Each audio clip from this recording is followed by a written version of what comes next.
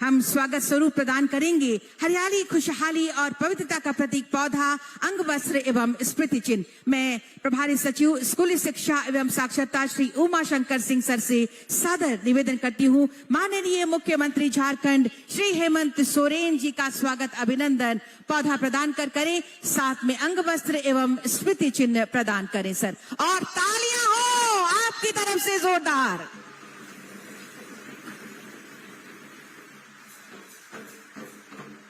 तालियां होती रहे। अंग वस्त्र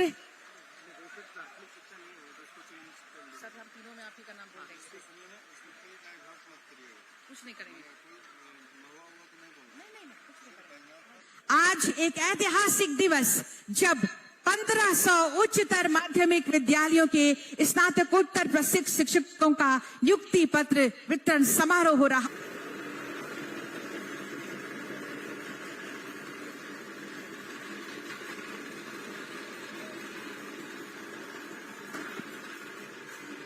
दीप प्रज्वलित कर नव नियुक्त 1500 पीजीटी शिक्षकों के बीच नियुक्ति पत्र वितरण समारोह के लिए बहुत बहुत धन्यवाद। दिल से आभार।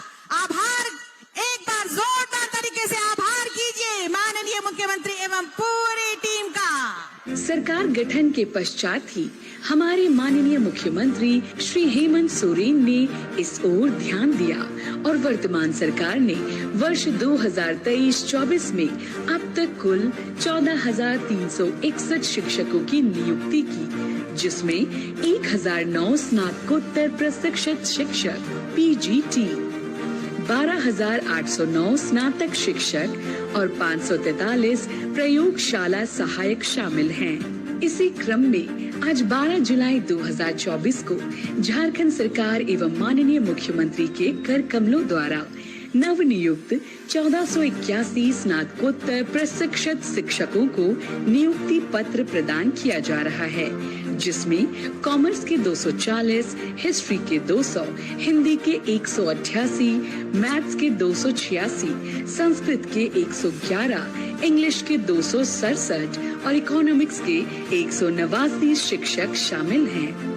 इस कारवां को आगे बढ़ाते हुए इसी वित्तीय वर्ष में 589 स्नातकोत्तर प्रशिक्षित शिक्षक, 140 प्रयोगशाला सहायक और 51 स्नातक शिक्षकों को नियुक्त किया जाना है।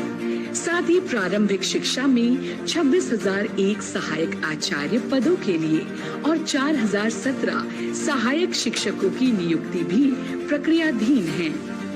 इन शिक्षकों की नियुक्ति से शिक्षक छात्र अनुपात में सुधार आएगा, जो झारखंड के शिक्षा व्यवस्था को सशक्त एवं सुदृढ़ करेगी। ये शिक्षक विद्यालयों में गुणवत्ता शिक्षा प्रदान करने में सहायक सिद्ध होंगे। और इन्हीं तालियों के बीच मैं सबसे पहले आवाज दूंगी बोकारो जिला के चिंता शरण जी। हिंदी विषय के लिए आपका चयन। तालियां आपकी तरफ से जरूर होती रहें। तालियां जोरदार।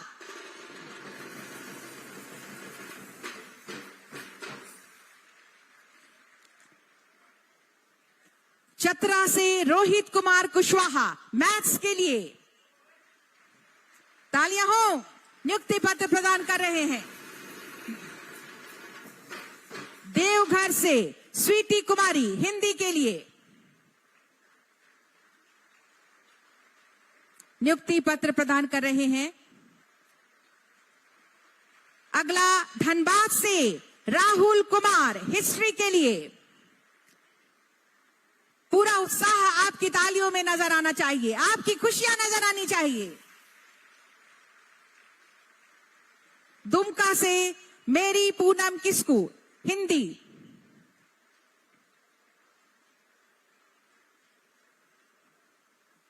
दुमका से सांकेतिक रूप से 24 के बीच।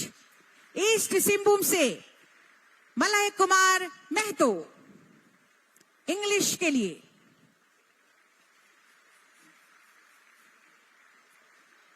गढ़वा से रूबी कुमारी, हिस्ट्री। तालियां हो जोरदार। गिरिडीह से ममता कुमारी, मैथ्स।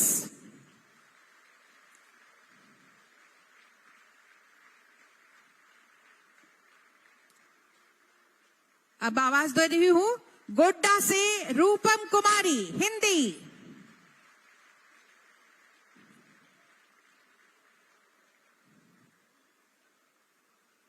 रूपम कुमारी, हिंदी। तालियां हो।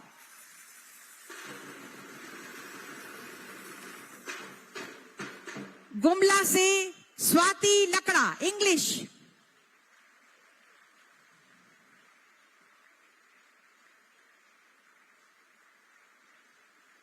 हजारीबाग से गीतांजलि राज, इंग्लिश।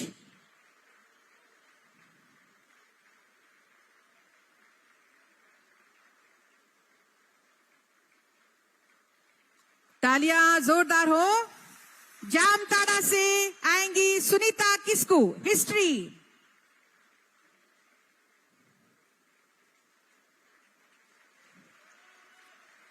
खूंटी से नीलम मुक्ता पूर्ति, इंग्लिश।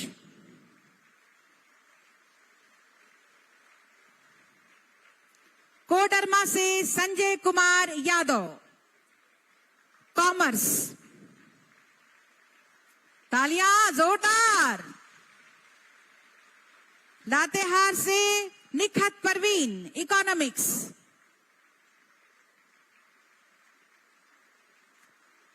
लोहरदगा से सुनीता टुप्पो, संस्कृत।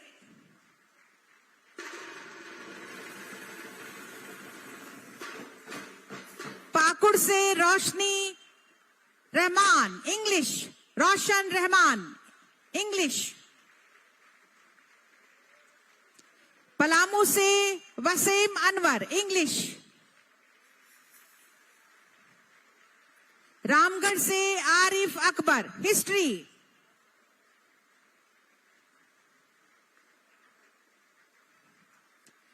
रांची से निमिषा दयाल, हिस्ट्री। तालियां आपकी तरफ से जोरदार हो।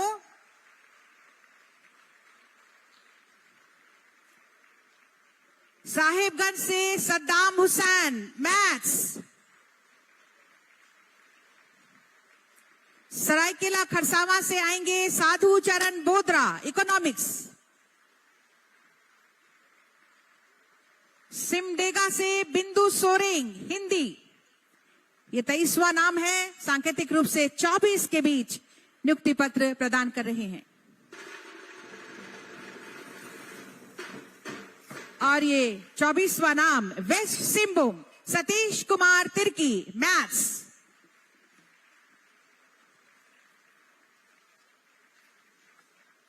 चौबीस शिक्षकों के बीच बहुत बहुत धन्यवाद, जोरदार धन्यवाद और आभार। अपने अपने कार्ड को ऊपर उठाकर, दोनों हाथ ऊपर उठाकर धन्यवाद और आभार कीजिए। माननीय मुख्यमंत्री जी का बहुत बहुत धन्यवाद और आभार।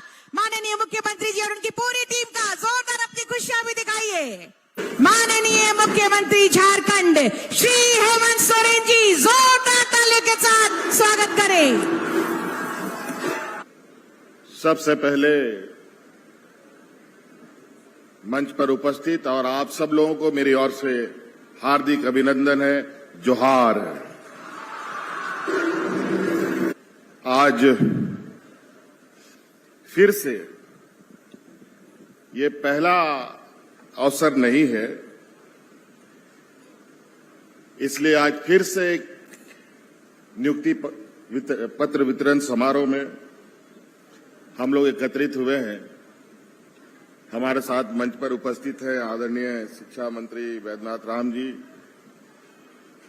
हमारे वरिष्ठ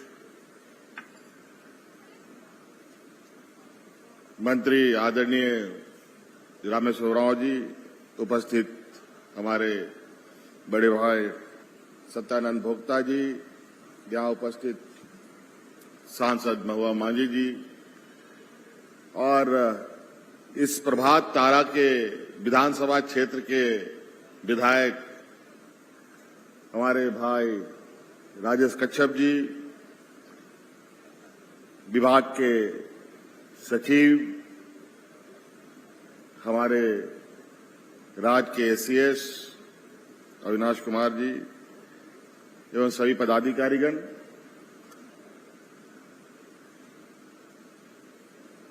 आज आपके इस नियुक्ति पत्र वितरण में हम सब लोग शरीक हुए और आप लोग भी काफी उम्मीदों के साथ लंबे समय से आज का इस दिन का इंतजार कर रहे थे। अंतोगत्वा ये विशेष दिन इस राज्य के लिए और सरकार के लिए भी काफी महत्वपूर्ण है।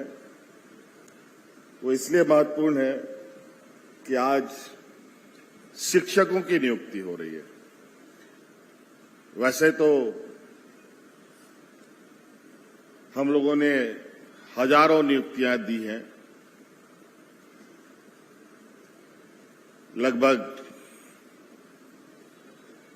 20,000 से अधिक नियुक्तियां पहले ही हमने दे दिया था और लगभग अलग अलग आयोजनों के माध्यम से, कौशल विकास विभाग के माध्यम से, संगठित असंगठित क्षेत्रों में 60,000 से भी अधिक नौजवानों को हम लोगों ने नियुक्ति दिया। और बड़ा ये सुनकर खुशी होता है जब आप कोई काम करते हैं और उस काम का परिणाम बहुत आपके सोच के अनुरूप आता है तो मन को उत्साह प्रदान करता है। हमने कई नौजवानों को नियुक्ति पत्र ऐसे ही अलग अलग समारोह के माध्यम से, अलग अलग कोने से आए हुए बच्चे बच्चियों को दिया। कई लोग दिल्ली, मुंबई, महाराष्ट्र, पुणे, झारखंड के अलग अलग उद्योगों में नियुक्तियां मिली और उनमें से कई ऐसे हुनरमंद नौजवान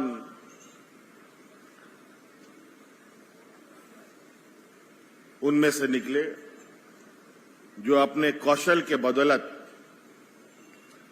आज वो देश में तो काम कर ही रहे थे, अब अपने आप को उस तरीके से निखारा कि आज विदेशों में भी वो अपना स्वरोजगार के लिए निकल पड़े। बस एक रास्ता दिखाया हमने, उसके बाद अनवरत चलने वाला जो जीवन काल है उसमें मजबूती से आज वो नौजवान आगे बढ़ रहे हैं। 2019 में सरकार हमारी बनी। सरकार बनते ही कोरोना कोविड के बारे में आप सबको मालूम है, बताने की आवश्यकता नहीं। ये चुनौती सरकार ने ठीक से अपने अपने कार्यों को संभाला भी नहीं था कि ये वैश्विक महामारी हमारे राज्य को भी जकड़ लिया। पूरा दुनिया प्रभावित हो तो झारखंड ना प्रभावित हो, ऐसा तो हो नहीं सकता। समझ में नहीं आता था कि हम करें तो क्या करें। ना या अस्पतालों की हालत ठीक है, ना डॉक्टरों की स्थिति ठीक है। चिकित्सा के नाम पर खाना पूर्ति के अलावा बहुत ज्यादा नहीं कहा जा सकता है आज के दिन में भी। फिर भी हम लोगों ने हार नहीं मानी। रात दिन हम लोग सजग रहे और आप लोगों ने देखा होगा कि इस देश के अलग अलग राज्यों में कई सारी घटनाएं हुई। हमारे पूर्व वक्ताओं ने इस बात को अंकित किया, लेकिन वाकई में वो बहुत डरावना वक्त था। और आपको हम बताएं कि आज कोरोना के उस दंश जो उस वक्त में इस देश और राज्यों में ने झेला, उसका प्रभाव भी आज तक है अलग अलग माध्यमों से।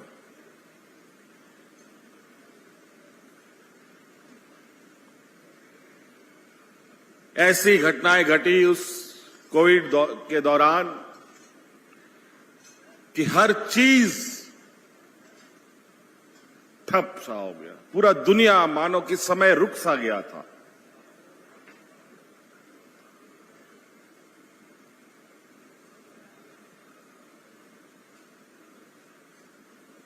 अब आगे जो आप अंदाजा लगा सकते हैं, जो ट्रेन 160 की स्पीड में चल रही हो और उस ट्रेन पर अचानक ब्रेक लगा दिया जाए तो क्या होगा?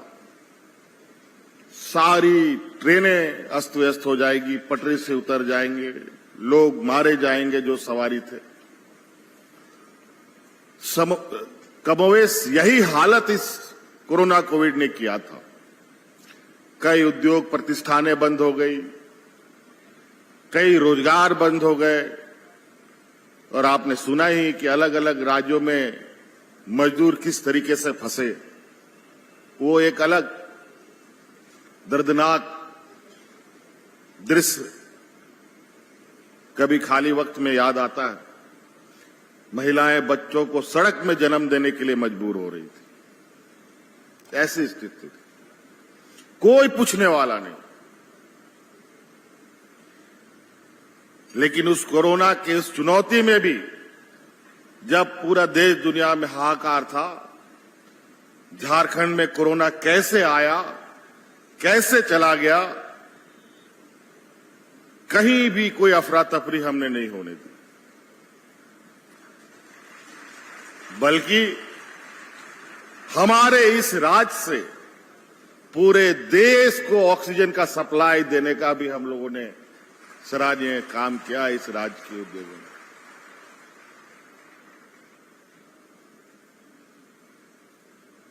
अलग अलग राज्यों के मंत्री, मुख्यमंत्रियों के फोन आते थे हमारे पास कि मुख्यमंत्री जी हमें ऑक्सीजन चाहिए, ऑक्सीजन चाहिए। हमने कभी किसी को मना नहीं किया। इस प्रकार वक्त बीतता गया और जब 1.5 साल 2 साल के बाद जीवन सामान्य की ओर जाने की प्रयास में था, तो हमारे विरोधियों ने अपने हरकतें शुरू कर दी।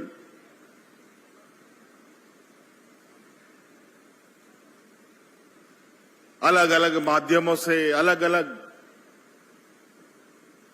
संस्थाओं के माध्यम से, अलग अलग षड्यंत्रों के माध्यम से मुझे आए दिन काम करने से रोकने का प्रयास हुआ, लेकिन हम रुके नहीं, चलते रहे,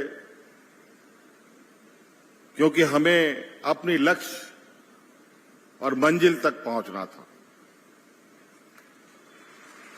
लेकिन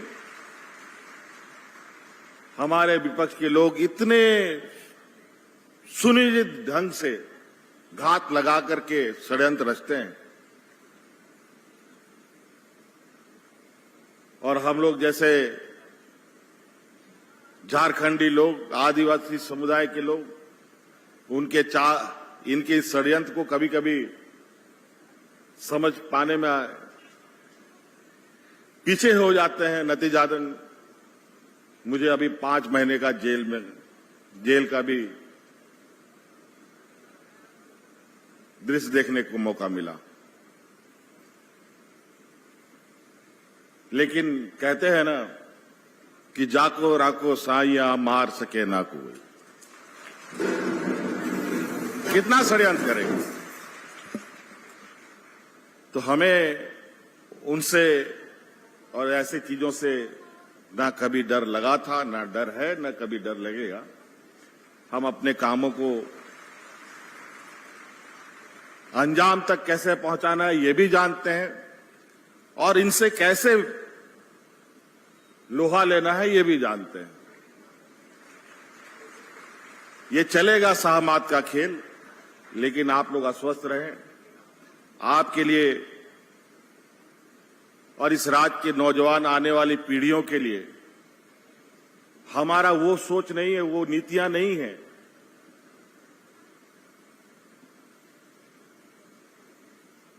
कि इस राज्य के नौजवानों के, इस देश के नौजवानों के हक अधिकार को छीन लो।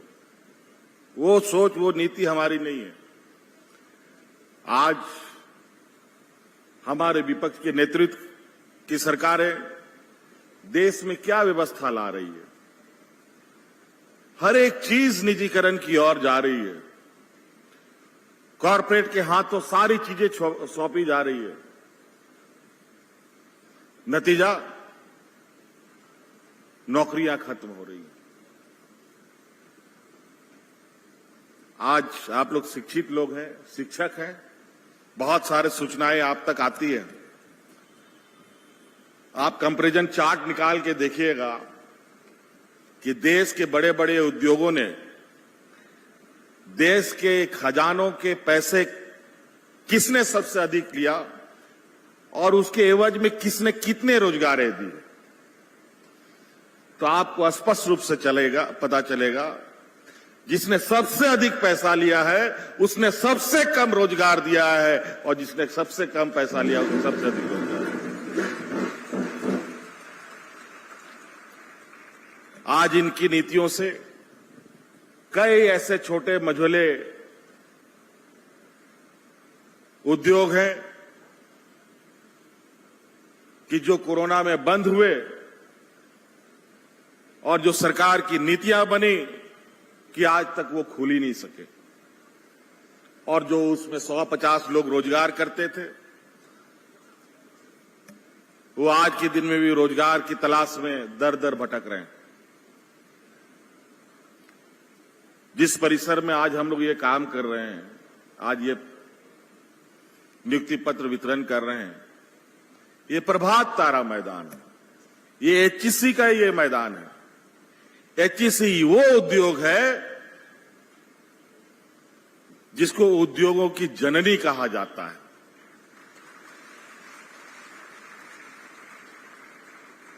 आज इस उद्योग के बदौलत पूरे देश में नहीं, अलग अलग दुनिया में भी उद्योग स्थापित हुई। लेकिन आज इसकी हालत क्या है देख लीजिए। मुझे जो लगता है जब ये उद्योग बना होगा उस समय 25-30 हजार से कम लोग नहीं काम करता था यहां पर,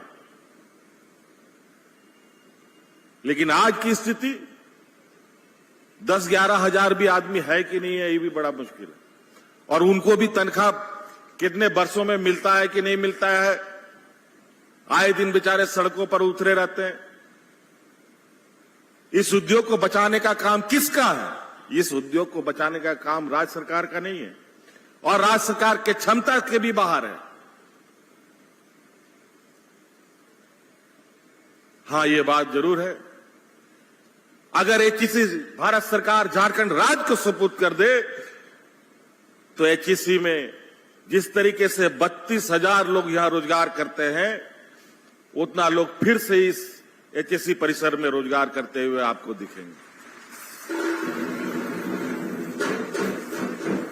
लेकिन ये नहीं करेंगे। सारी एयरपोर्ट्स बिक गए,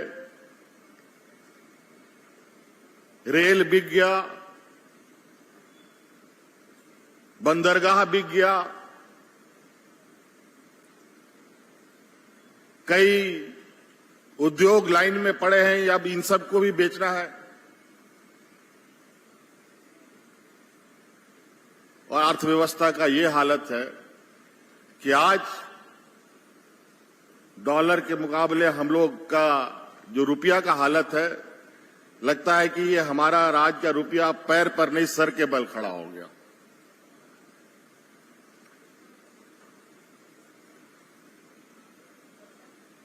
इसीलिए मैं हमेशा मन से कहता हूं, और मैंने एक विद्वान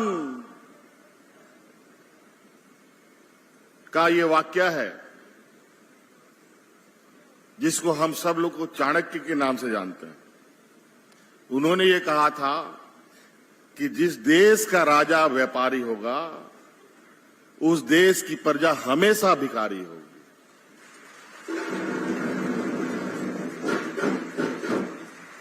तो कमोवेश देश की स्थिति आज वही है।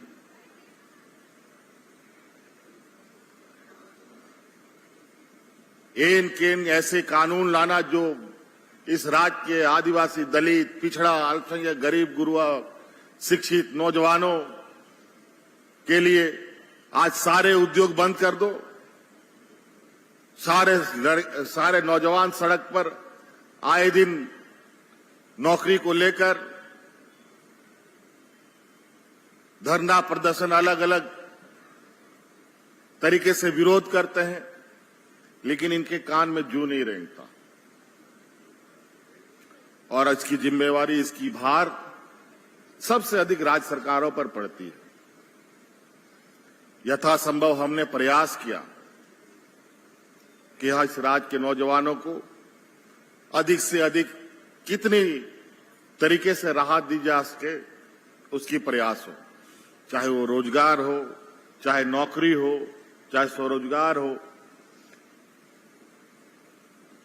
अलग अलग माध्यमों से।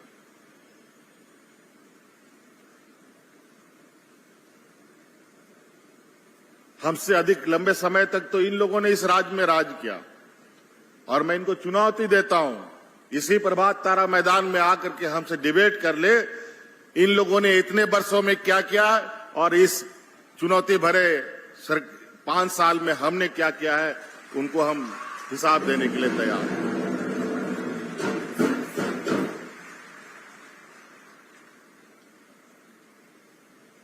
और वो भी इतने बड़े बड़े षड्यंत्र रचने के बावजूद क्या नहीं किया इन लोगों ने। अंतोगत्वा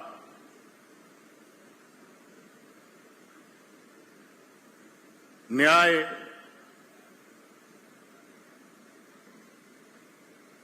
का जो आदेश आया न्यायालय का, उससे उनको मुंह की खानी पड़ी। लेकिन अभी भी शांत नहीं है, ये शांत रहेंगे भी नहीं।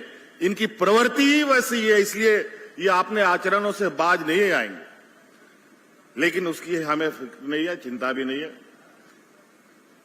वो अपने आचरणों से बाज नहीं आते तो हम भी अपने आचरणों से बाज नहीं आएंगे, हम भी अपना काम करते रहेंगे। आज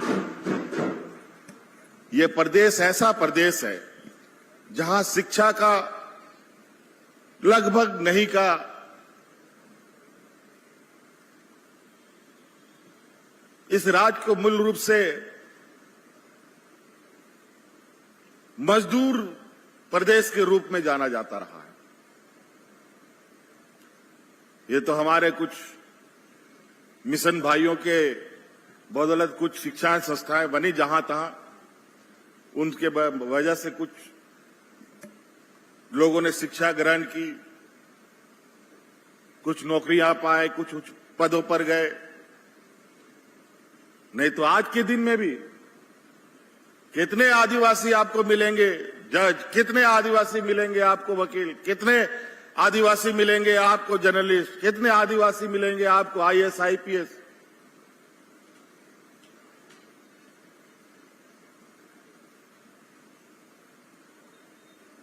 अगर हम पूरा देश से भी अगर हम आदिवासियों के समूह में अगर हम लोग उच्च पदों पर बैठे हुए लोगों को ढूंढ के लाएं तो प्रभात तारा मैदान का एक कोना भी नहीं भर पाएगा। इतना मात्र हम लोगों ने लक्ष्य हासिल किया है। इसीलिए हमने सरकार बनने के बाद शिक्षा के दिशा में काफी चिंतन मनन करके आगे बढ़ने का प्रयास किया, और आपने देखा कि हम लोगों ने पहले चरण में स्कूल ऑफ एक्सीलेंस बना करके दिया ताकि हमारे राज्य के बच्चे भी प्राइवेट स्कूलों की शिक्षा ग्रहण कर सके। बिल्डिंग बना, एन केन प्रकार प्रारंभ भी किया गया, लेकिन उसमें अभी और कुछ जोड़ने की जरूरत है, बहुत कुछ जोड़ने की जरूरत है, और उसे जोड़ेंगे भी। अभी और भी स्कूल ऑफ एक्सीलेंसी बनेंगे, और भी शिक्षकों की नियुक्ति होगी, ताकि हम अपने बच्चों को, इसीलिए मैं आप लोगों से यही कहना चाहूंगा, आज हमने आपके लिए और अपने आने वाली पीढ़ी के लिए स्कूल ऑफ एक्सीलेंस बनाया, और आज हम आने वाली पीढ़ी के लिए एक्सीलेंट टीचर दे रहे हैं।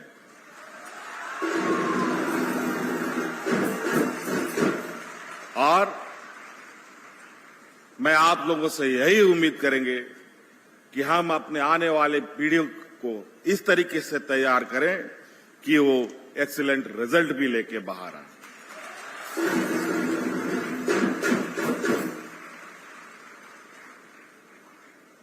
बहुत सारी कमियां हैं, बहुत सारी अच्छाइयां भी है।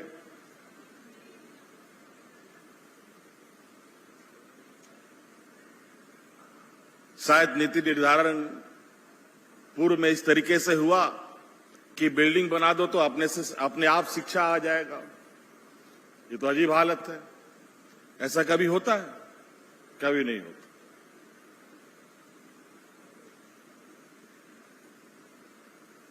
अभी हम लोगों ने जितने भी राज्य में कल्याण विभाग के द्वारा बनाए जा रहे छात्रावास, उन सभी छात्रावास को रेनोवेट किया। कभी उसमें चूना पचौड़ा तक नहीं किया गया, लेकिन कई छात्रावास को आप देखें, चाहे लड़कों का हो चाहे लड़कियों का, अलग अलग जिलों में। मैं खुद गया, मैंने खुद देखी, बहुत खूबसूरत बना, लेकिन उसमें बहुत बड़ी खामियां थी उन हॉस्टलों में कि बच्चों का खाने को लेकर समस्या। और हमने जेल जाने से भी पहले कहा था, वो सभी छात्रावास रिपेयर की स्थिति में थे। मैंने कहा जब ये कंप्लीट होगा तो अब इन हॉस्टलों में जो हमारे गांव देहात के गरीब बच्चे रह के पढ़ाई करते हैं, उनको घर से चावल लाने का जरूरत नहीं, अब उनको खाना सरकार उसी हॉस्टल में उपलब्ध कराएगी। उसकी प्रक्रिया को भी अब हम लोगों ने तेज कर दिया है। अब बहुत जल्द उस पर भी हम लोग आगे बढ़ेंगे। कई सारी चीजें हैं बोलने के लिए। अगर हम उन सब चीजों को लेके बैठेंगे तो शायद बहुत लंबा वक्त लग जाएगा। मुझे और भी कार्यक्रमों में बाहर जाना है, इसलिए आज आप लोग से इस आशा उम्मीद के साथ, क्योंकि हम लोगों ने अपने हर कदम इस राज्य के हर उस वर्ग के प्रति अपनी संवेदनाएं दिखाई हैं, योजना बनाई है, जिससे हम इस राज्य को एक बेहतर दिशा दे सकें। जो व्यक्ति 2 वक्त के अनाज के लिए तरसता हो, वो आदमी आगे राज्य को दिशा देने में जो उसकी भूमिका है, वो भूमिका कभी भी नहीं दे सकता है। इसीलिए हम लोगों ने कई क्षेत्र में हो, ये देश का पहला राज्य है जहां अपने राज्य अपने ताकत के बदौलत सरकार के सौजन्य से हमारे इस राज्य के आदिवासी, दलित, पिछड़े, अल्पसंख्यक बच्चे विदेशों में 100% स्कॉलरशिप लेकर के पढ़ाई करने जाते हैं।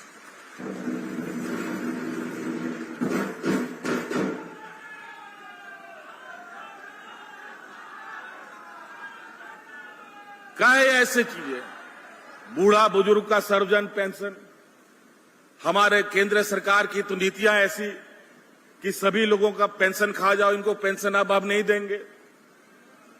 ये देश का पहला राज्य है जो अपना कर्मचारियों के लिए पुराना पेंशन लागू किया, जो आपको भी मिलेगा।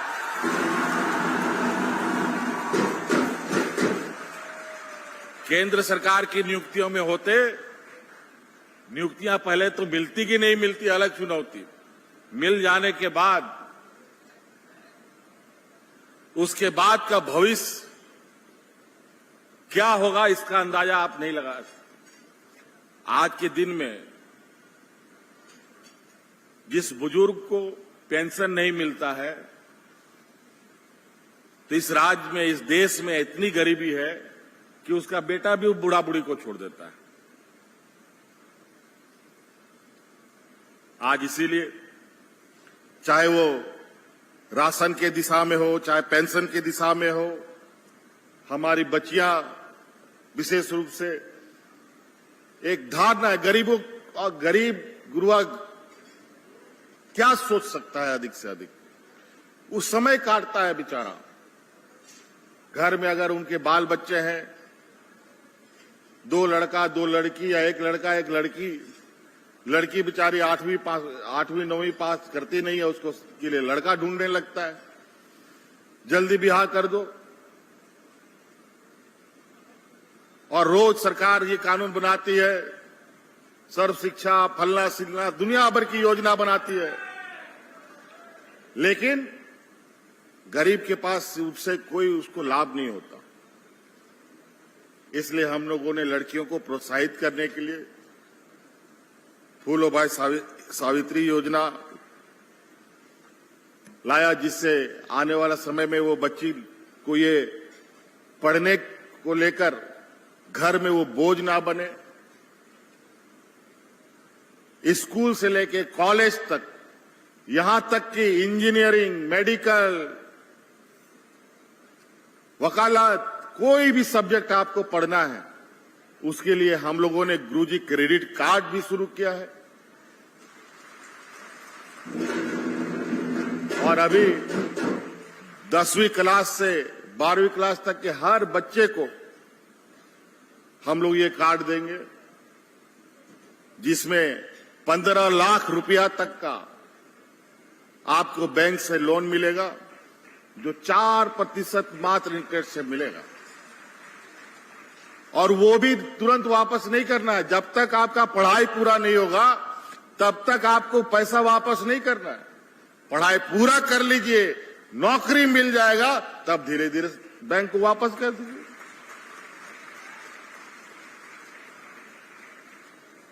आज जाके बैंक से लोन लेके दिखा दीजिए, विशेषकर आदिवासी, दलित, पिछड़ा लोग को, किसको मिलेगा जरा हमको बताना।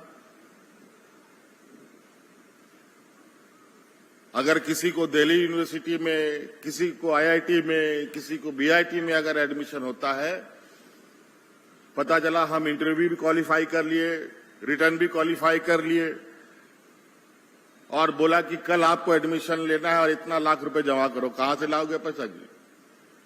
जब गुरुजी क्रेडिट कार्ड लेके जाओगे बैंक में, तो हाथों हाथ उस बच्चे को पैसा मिलेगा।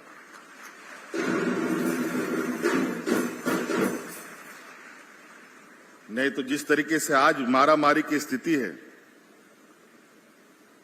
अगर आपने वक्त में एडमिशन नहीं लिया, फिर आप दरवाजा खटखटाते रहिए, कभी नहीं मिलेगा। आज यहां पर जितने भी शिक्षक आए हैं अलग अलग कोर्स के,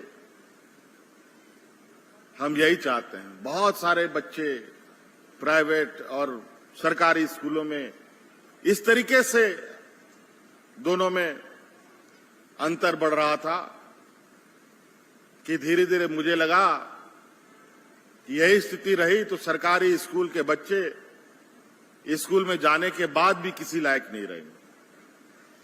तो हमने ये संकल्प लिया कि अब सरकारी स्कूल भी अब प्राइवेट स्कूल के बराबर और उसी के हम समतुल्य चले।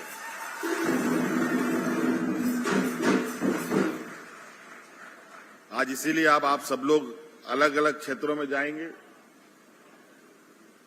और मैं एक चीज जानना चाहता हूं आप सब लोगों से, और उम्मीद करते हैं कि बहुत जबरदस्त आवाज आएगी, क्योंकि मैं जब नियुक्ति पत्र बांट रहा था तो कुछ कुछ बच्चों से कुछ पूछ भी रहा था, तो इस आशा के साथ कि मुझे लगता है कि आप लोगों को जरूर इस राज्य के एक सबसे कहा जाए कि एक ऐसा इस राज्य की संरचना है और इस राज्य की ऐसी सभ्यता, संस्कृति, भाषा, बोलचाल है कि अपने आप में एक गर्व की बात ये है। तो मुझे लगता है कि स्थानीय भाषा आप सब लोग जानते हैं कि नहीं जानते हैं? कोई भी हो, मुंडा, कुड़ू, कुराव, खड़िया, जानते हैं कि नहीं जानते हैं? बहुत बढ़िया। क्योंकि देखिए, आपके यहां जो भी बच्चे आएंगे उनको जो शिक्षा तो दीजिएगा ही, वो हो सकता है कि उस शिक्षा ग्रहण भी कर रहा हो, लेकिन हो सकता है कि उसके मां बाप पढ़े लिखे ना हो। वो आएंगे आपके स्कूल में, आपके साथ जब संवाद हो तो ऐसे संवाद होने चाहिए कि उनके माता पिता को भी लगे कि नहीं,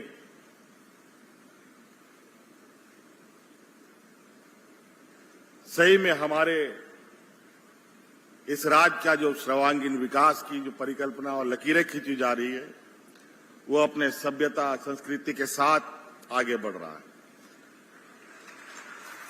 कई राज्य हैं देश में जहां अपना भाषा, संस्कृति को लेकर ये लोग आगे बढ़े और आज देश के अग्रणी राज्यों में है विकास के।